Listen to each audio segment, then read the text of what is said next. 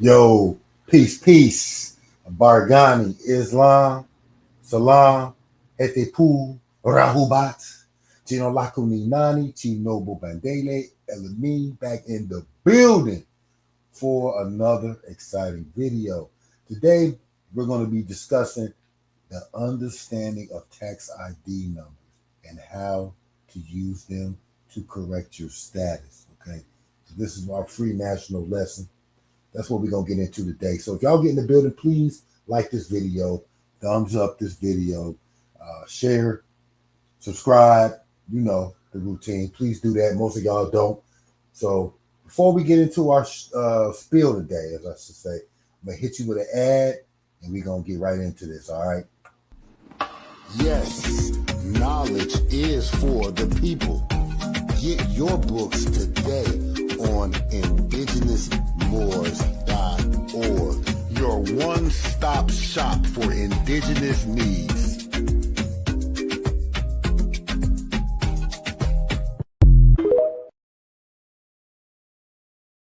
All right, all right. So we back in the building, and like I said, today we're gonna be dealing with,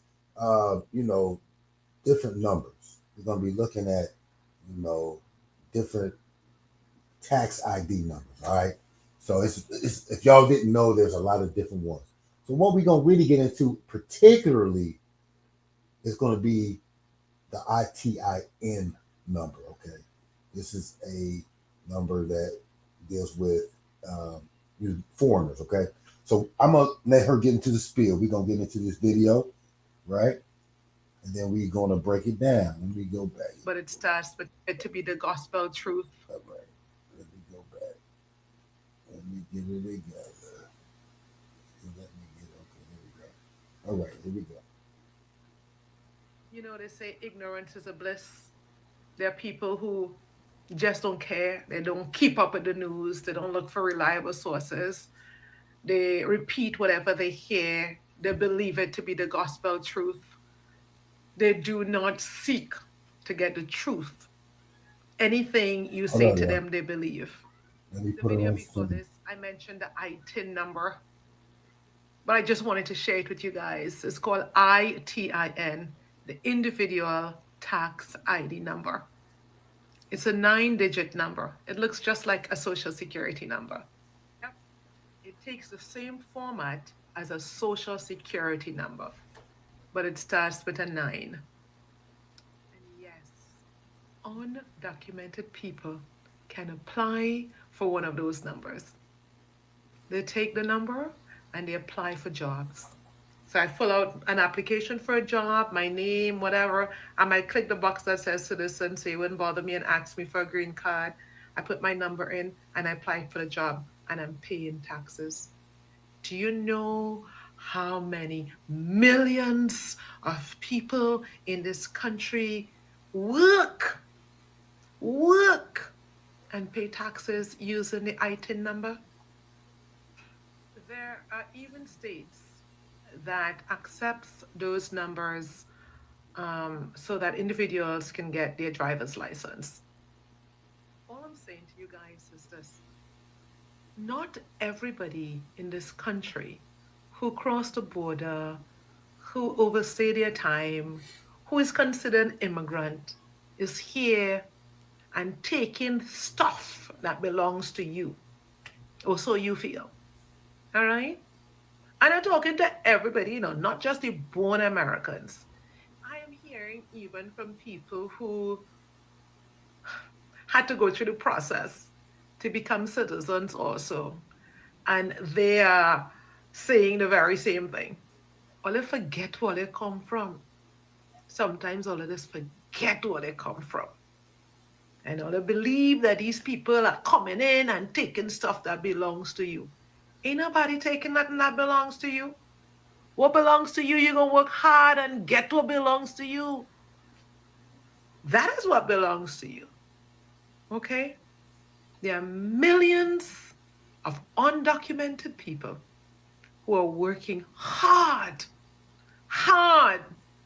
standing up for hours and hours and picking oranges and cabbage and blueberries.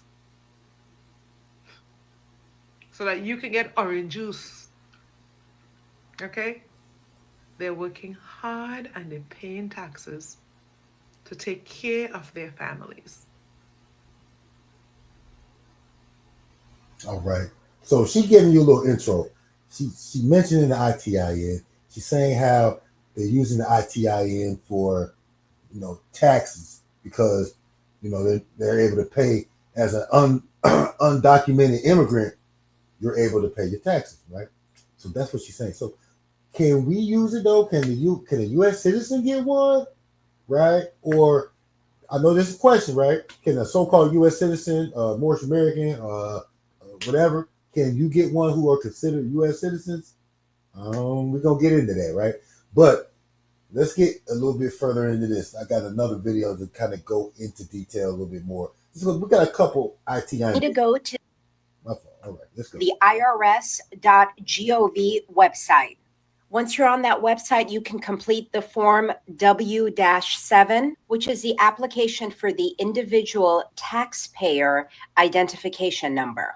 The ITIN number is designed for foreigners who do not have U.S. status that allows them to pay taxes in the United States. Kind of odd that the government gives a mechanism that allows undocumented people to pay taxes and contribute to the United States, but that does not give them an immigration benefit in the United States.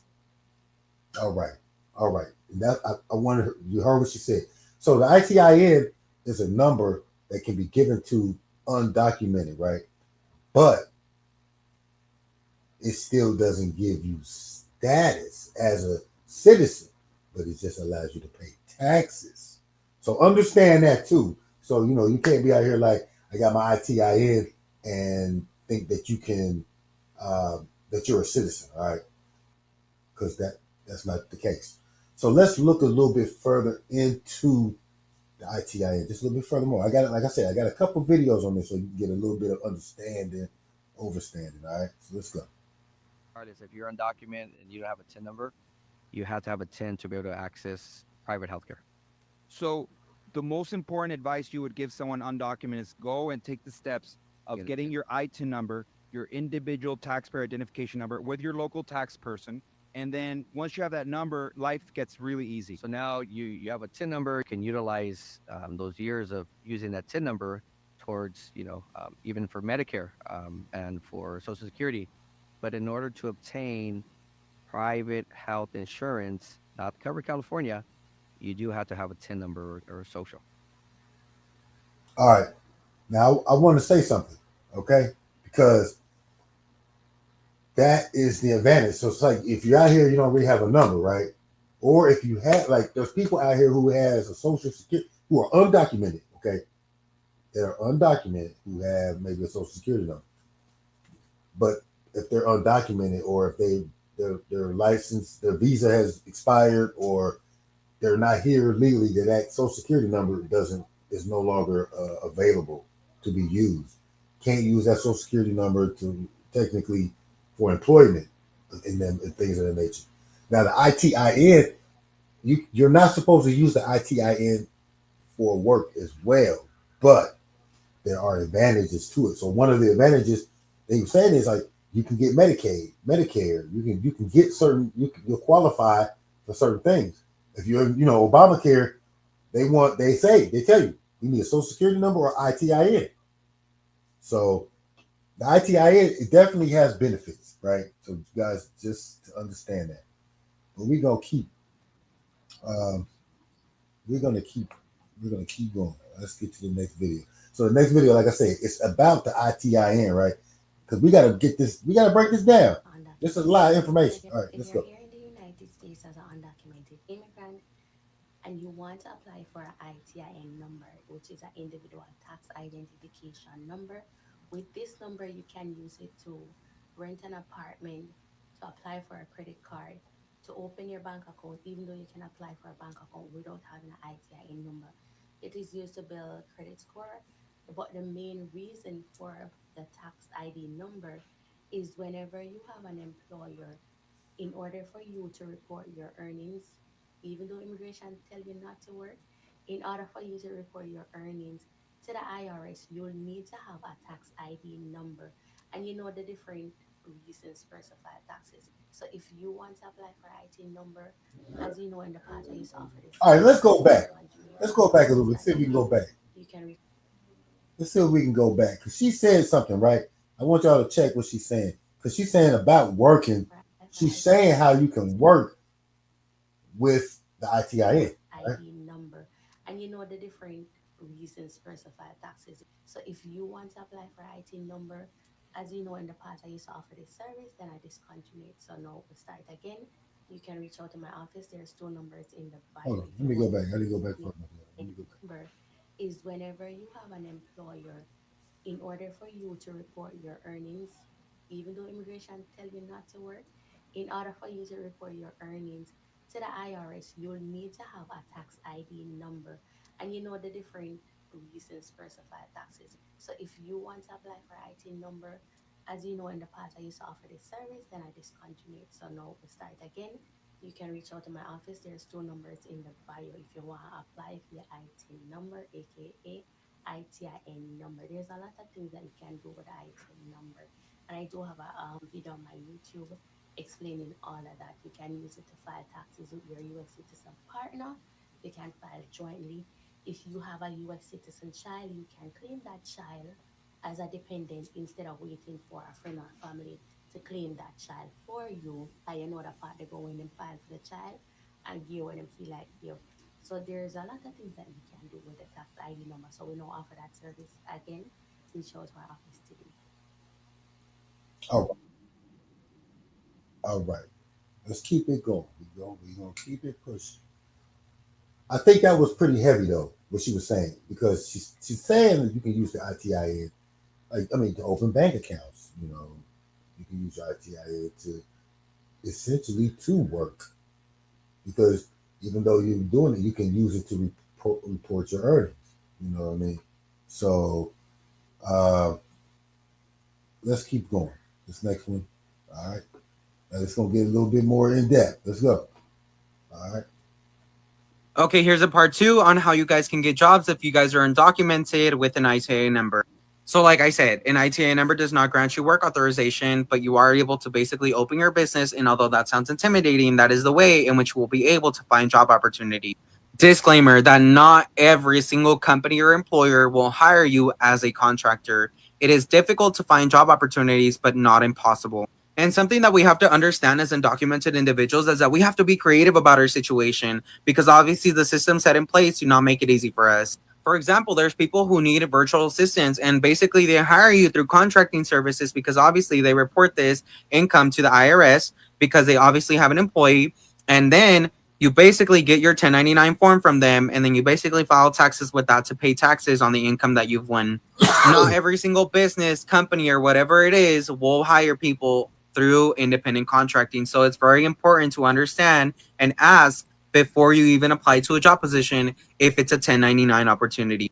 So let me give you another example. Let's say that you get hired as a virtual assistant for this company, and basically you get a 1099 job opportunity. And obviously, like, you have your own business, you're basically providing services for your business, because remember, you're the business owner and they hire your business for you to provide those services. You're the person providing the virtual assistant services. And so basically the company is not hiring you as an employee. So there's a difference between an employee and contracting, like I've mentioned. And basically, you're not going to receive all these other benefits that employees who actually work for the company receive. For example, like dental and health insurance and all these different other benefits that they have available for their employees. You will not receive those because they're only hiring you to provide services, in which you will basically have to save money yourself, put it aside when you file for your taxes once you receive that form and you file at the end of the year. Although it might be something very difficult to grasp or to understand, just know that I'm here to help you guys understand what the process is like. And some places in which you are able to find job opportunities is going to be like Indeed. Like I said, make sure you guys verify that they are 1099 opportunities, because sometimes the system will put it as a 1099 when really it's not. Also, Simply Hired is another great one. And organizations actually hire people también to basically hire you as a 1099. And obviously, like, making sure you disclose that at the beginning, or even ask beforehand if they are hiring as 1099, because Not everyone or not any company is just gonna hire you through 1099. Let's say you want to get a job at McDonald's, they obviously don't do that because they hire people as employees. So ask me all your guys' questions in the comments so that I can go ahead and answer them, as this is the easier method for me to like explain what it's like, because obviously. All right. All right. I'm gonna stop it there. So now he's saying, if you're listening, he's basically saying that you can 1099 every day. So a lot of us, a lot of Moors, a lot of people out here just trying to, live more independent of the system. They are doing contracting. So, I had a previous video about contracting, right? Y'all need to check that video out so they can get you more in depth about the difference between the contracting and employee. It's a status change. A contractor is a different status, so things to take note of. All right. So before we go, so what's the next one? So the next, let's go. So this is your last one. Okay, we got this one about the ITIN. She's gonna go with a little bit more in depth. Okay, and like I said, I'm trying to give you to understand. Like there are more numbers in ITIN, right? Which we'll talk about. There are other numbers that are called tax identification numbers, TINs. All right, we're gonna get into it. All right, we're gonna get into it. We just slow. Hi, so I'm just gonna try my best to explain the process that I did. So the first thing that I did, I went to a tax professional. I explained to him that I would like to apply for a tax ID, the individual tax identification number. He then explained to me that for me to get a tax ID and ITIN number, I would have to file a tax return. So he had asked me a series of questions. What do you do? Do you work? Are you self-employed? Are you earning anything? We went through all that. We filled out the paperwork. He asked me for a copy of my passport. We pretty much did everything. He's like, based on what you told me, you're going to owe IRS this amount. So just so you know, to file the tax return, to get the ITIN number, you have to file taxes every year until you get your SSN, your social security number, or it's just not valid. So, for example, you live with someone, they have a child, you look at this child for the week, they give you $100. That's money you're earning. The government IRS would glad I would like to know that you're earning and you're contributing and you're paying taxes. And I've known someone personally that because they have paid taxes using their ITIN every year since they came here, that played a major role in their immigration case because they saw that she was actually contributing instead of taking from the country, if you get what I'm saying. So about 4 weeks after I filed, I got a letter in the mail with the ITIN number, and I also got another letter with the amount that I owe IRS and how I should pay it. Now, with the ITIN number, let's talk about what we can do with the ITIN number. With the ITIN number, we can now open a business, whether a LLC, an S corp, a C corp, whatever business you want to open, you can now open a business. After you open your business, you can file for something called an EIN, employment identification number. With that number, depending on the state that you're in, the possibilities are endless. For California, if you have an ITIN number, that operates like a social security. I'm not going to have enough time to go in details of what you can do with the EIN, but with the EIN, the shorts of it, you can use the EIN to open a business, and people can employ the business instead of you, and you'll get paid 1099, which legally enables you to work. Ask any questions. All right. All right. So we're gonna keep going. We're gonna keep it going. All right. So now we go like now that you have a little understanding of the ITIN, um, we're gonna look at some. We're gonna look at the other tax identification numbers. Okay. Like I said, there are other tax ID numbers, and um, you know that like I said, the ITIN is for a particular type of people. Now, can the U.S. citizen get one? We're gonna have to do a video on that, y'all. We're gonna have to do a video on can a U.S. citizen get it. What I'm seeing is hard for a U.S. citizen to get an ITIN. All right. So, but I didn't say it was impossible. It's just real difficult. All right, but let's look at a lot this. of people. And a lot of people think they have to use the Social Security number. That's not the case. You do not have to use the Social Security number. You can operate with EINs, CPNs. I'm not saying just do it correctly. A credit profile number. Don't use nobody else's social at And all. once again, they will try to give you the runaround. They will tell you, oh, sir, I'm sorry that you're going to need a social. You tell them, no, I don't.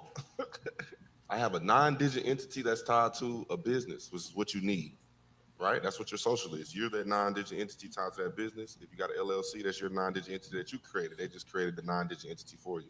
If you present them with a 9-digit entity, whereas a SSN, a EIN, a ITIN, trust number, a Dunn's Bradstreet number, what's the other one?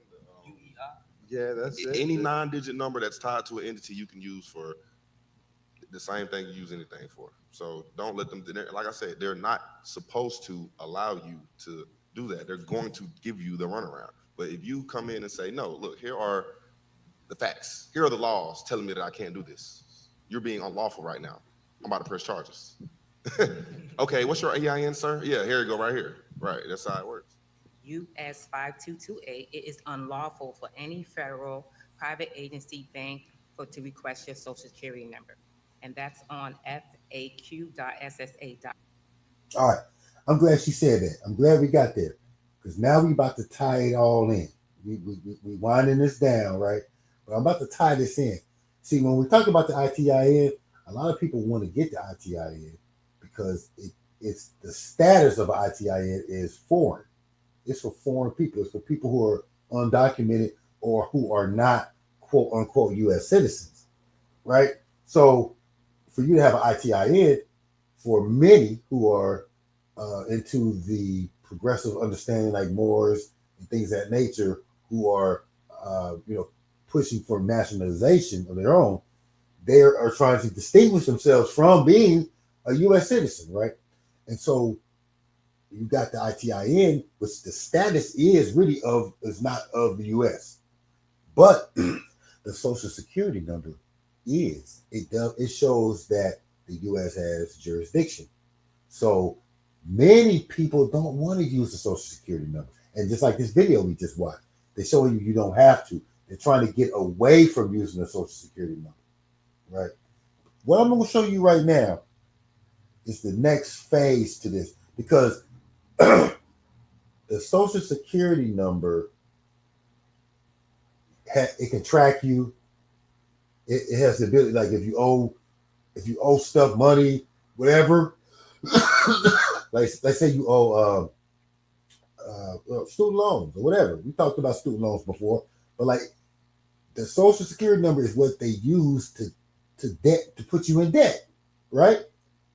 So check. That's why people are trying to get rid of their Social Security number, but you can't get rid of your Social Security number. They used to do that, but you can't get rid of your Social Security number. So what do we do now if you have a Social Security number? I'm about to show you. I'm about to show you the next evolution to this, right? Because I know people, we don't own the Social Security number. The Social Security number is not yours. It's assigned to you, right? But you do have control. You do have some control over it. So what we about to do is show you. All right. Now check this. Check this out, y'all. So to recap, in addition to locking your credit, which prevents somebody from doing a financial check on you and opening account. Check what he said. Lock your credit. Lock your Social Security number. Check. You can also lock your Social Security number, which prevents electronic access to your social security profile, right? So what this will do is it will prevent, for example, background checks. They won't be able to do a background check based on your social security number because they can't get a record back from the Social Security Administration. It also would prevent access to any government benefits, right? So if you have been a victim of tax fraud or specifically tax identity theft or employment identity theft, this could be a good thing for you to do. All right. I hope y'all got that. I hope y'all got that. I don't know if I got to play it again, but I hope you understand what he just said. He said that you can lock your social security number and nobody has access. The social security number, the Social Security Department has giving you the right to privacy, right? We talk about moving in private versus public. So one of the things to move in private is that your information. And me and Brother King has talked about this before, but information. A lot of our information, a lot of our data is being collected and used sometimes against us, or used to try to figure out stuff about us. Anyway, it's used without our knowledge, but a lot of data is being used, and a lot of it comes from tracking your social security number, right? So the right to privacy, right? And as members of the temple, one of the things we do is, okay, you contractually cannot use your social security number for religious purposes, for tax fraud, okay, for identity theft, right? All of these things will, you can't give it out. You can't access. You're not allowed to have access. I have contractually given that access away. So for many who are not trying to use a social security number no more, who want to give it away, this is the best way because you can lock your social security number. And the crazy thing about it is you can actually lock it and unlock it, right? You can, it's available. So if you need to unlock it, you can. Or if it has to be unlocked, it can be. It's not, you know what I mean? So you have the control over your social security number. Now I'm gonna show you just a couple more things, and then we done for the day. All right, but just looking at this video, it's just a clip. How do you go about locking your social? Well, you can do it online, right here, right? I'll play it, but this is your sign to lock your social because of a data breach. Right? You can even say that. You can even say data breach. So if you go to my E-Verify, right? You can go on E-Verify and go in there and lock your account yourself. You can go in there and lock it. Now, the lock time is discrepancies. There's two ways to do this. The one way is the E-Verify, that's here, right? And you can do it, and they say it locks. Some say it locks indefinitely until you unlock it. It says right here, it says the self-lock remains active as long as your account remains valid and you have not unlocked your SSN. Okay, so they're saying that it stays locked pretty much indefinitely.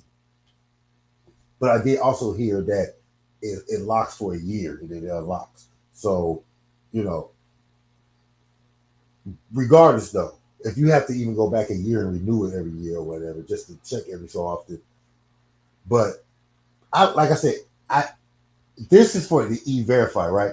Now, if you call Social Security personally, if you call them, they can lock it that way too. And from what I understand, that is permanent. You have to call them back to unlock it, right? So you got the E-way and you got the actual call the Social Security Administration. Now, just to keep it going, I'm gonna keep it showing y'all one more thing, right? Just to get all this. We've looked at the videos. Now, this is on the E page, right? I'm gonna show you real quick. It's on the E-Verify, right? You see it? Boom. All right. So it's just saying the self-lock. I'm just gonna read so y'all really see what I'm talking about. I'll show it to y'all. The self-lock helps protect you from employment-related identity fraud. So you know these are really important because you can use this, when you're getting a job and you say, I can't use my social, or anywhere you go. And as a member to the temple, like I said, like it's a contract, it's a contractual because we already saying that we can't use these things. We've taken an oath not to use these things, and to lock it is just the best way to do. It's just the best way. It's just the best way. So let's keep looking at it. Why use self-lock? Employment-related identity fraud could mean that someone else is working under your identity and using your SSN, right? This is your reasons for telling, work, like if you're trying to get a job, why it's locked. It says if this happens, someone else's wages could be reported in your name to the IRS, Social Security Administration, or other authorities. By using self-lock, you can block someone from committing this fraud. If they start working for an e-verified employer, even if they're not currently working, you may want to protect your SSN and identity with self-lock. So, like, have y'all heard of like these companies that are supposed to protect your Social Security number? I forgot what they call it. I used to hear the ads for them, right? Y'all know what I'm talking about, though. Y'all know what I'm talking about. There are these companies that protect your social, protect your credit and everything, right? This is all you got to do. This is all you got to do. Now, how to use self-lock? It says to access self-lock, you must be logged into your e-verify account. And it says to lock your SSN, you must select and answer 3 challenge questions. Select questions you can easily answer because you will need them to answer again to verify your identity if you receive an e-verified tentative non-confirmation mismatch due to self-lock. If you are about to start a new job with your e-verified employer, you should log into your account and unlock your SSN. Okay, so it's telling you you can lock it and unlock it, or indefinitely lock it. You can indefinitely lock it. Now, it could affect benefits that you're getting. You gotta understand, the Social Security number is a social account. It's a social service, right? It's so when you use your Social Security number, you're getting a benefit from the government. It's because they're using that number and the money that's on that account to fund this. Some people say, we talk about trust. People say that we're a trust, and the fact that we are we really a trust? Like, is like when they created when they create the birth certificate, they're supposed to create a trust. Okay, so everybody trying to get a hold of the trust, which they don't have real power to do anything because they're not the executors on the trust. People say, "Oh, I'm going in here." Really, what happened is the United States created a trust, and you the beneficiary. That's why when you're using your Social Security number, you're able to go and get Obamacare and things of that nature because those are that's what beneficiaries do. They get the benefits. You're getting benefits from the government. When you can't work, you get the benefit of the government by collecting unemployment or getting Social Security, right? Or, medical. These things are benefits, and they need your Social Security number to do that. Like when you cannot get Obamacare without a Social Security number or ITIN number. Okay, so just to put this into perspective, all right. So that's really the gist of it. Hope you guys got some understanding. We're gonna keep it going. I'm gonna hit you with this ad. Check out my book. I'm about to show you the ad. Check out this book. Power in the melanin, she glows. Unified like Malcolm when we close. Pushing through the struggle, yeah, we chose. Solid as a rock, I love it grows. Speaking wisdom just like Dr. Umar knows. Dripping culture in our stance, it shows. On the front lines where that passion roars. Building empires, Kevin Samuels goals. Sitting at the table, he proposed. Melanated love, in America it flows.